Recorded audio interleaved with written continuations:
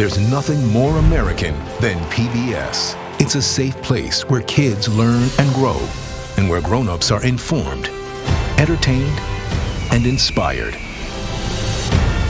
PBS is one of America's greatest resources for 50 years strong, and PBS needs your help to keep going for another 50. We will have done a great service for our future. Visit Protect My Public Media to learn more, because there's nothing more American than PBS. Israeli Prime Minister Benjamin Netanyahu has an appointment at the White House Monday to meet with President Trump. Netanyahu left Israel today for the two leaders' first in-person meeting since last month's joint U.S.-Israeli assault on Iranian nuclear facilities. We have never had such a great friend in the White House, and our joint mobilization has brought a great victory over our common enemy, Iran. There's also great opportunity, and the opportunity is to expand the circle of peace far beyond what we could have imagined before. There'll be plenty to talk about. High on the agenda is likely to be Mr. Trump's push for a 60-day ceasefire in Gaza. Even as Israeli and Hamas negotiators are set to talk in Qatar, the Israeli military said it struck more than 100 Hamas targets in Gaza, and hospital officials said 38 Palestinians were killed. Kenneth Pollack is Vice President for Policy at the Middle East Institute. Ken, when these two leaders sit down tomorrow, what does each hope or want to come out of it? Well, look, John, I think that it's a lot more complicated for Prime Minister Netanyahu than it is for President Trump.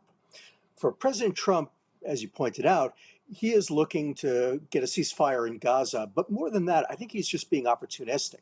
What we've seen from him his 6 months back in office is he's just looking for wins. If he can get a win, he runs with it. If he doesn't, even if he tosses out an idea, if it goes nowhere, he's perfectly glad to discard it or wait on it. So right now, I think what he's waiting to hear from Prime Minister Netanyahu is, what are you willing to do that's going to be good for me, good for Donald Trump? The problem is Prime Minister Netanyahu, although he's riding high at the moment in Israel, he still has a range of challenges out there. First, he's almost certainly mulling whether to hold snap elections in Israel, take advantage of his current popularity. He's still facing a war with Gaza. There seems to be no sign that he's actually interested in a meaningful ceasefire, a permanent ceasefire. It's unclear whether Iran is out. They're certainly down, but whether their nuclear program is gone for good is an open question. The United States has started talks with the Iranians. Prime Minister Netanyahu is very concerned about what the U.S. is ready to give to the Iranians in return for whatever he's going to get from them. And then there are tantalizing prospects for peace with Lebanon, with Syria, with Saudi Arabia. All of these things are going to be things where Prime Minister Netanyahu is going to be looking for firm commitments from President Trump, whereas, as I said, President Trump is probably just looking for wins from Prime Minister Netanyahu. This is going to be Mr. Netanyahu's third visit to the White House since President Trump went back in office. In Gaza, does what happened in Iran, does that change the calculus or the thinking on either side, on either the Israeli side or the Hamas side? It's hard to see it changing Hamas's calculations at all. They are where they are. They are, of course, in a no-win situation, just as the Israelis are.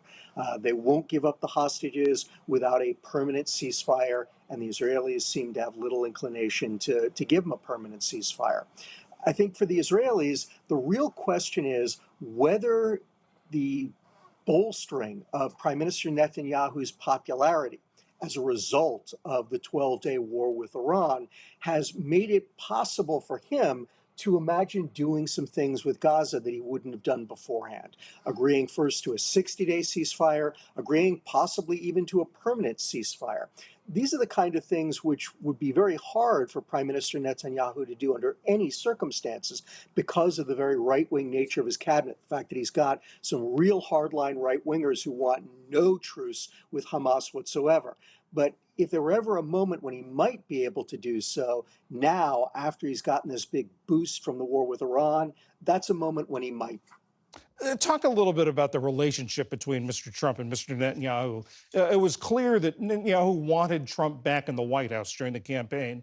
But since he has gotten back, the president has alternately praised him and chastised him. Talk a little bit about that.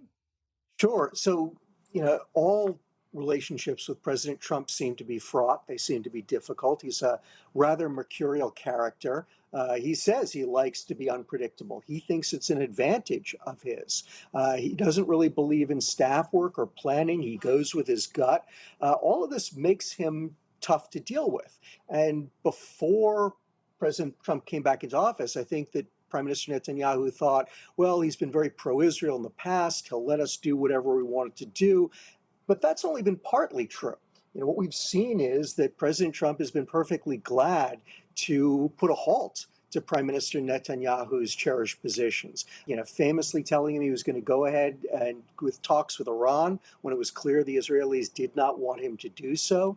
Famously telling the Israelis not to attack Iran because he wanted to do the talks with Iran instead. Although, of course, it's worth noting that President Trump seems to be very forgiving of the fact that Prime Minister Netanyahu went ahead and attacked Iran anyway on the eve of new U.S.-Iran talks. But since President Trump seems to feel like he got a big win from having contributed to the war, having bombed 3 of the main Iranian nuclear sites, he seems willing to forgive Prime Minister Netanyahu. But this is the big issue for the Israelis, is Prime Minister Netanyahu feels like he's got a friend in President Trump, but it's not always clear that he actually does. And again, I think he's going to be very much on his toes because he doesn't know what he's going to get from President Trump this time around.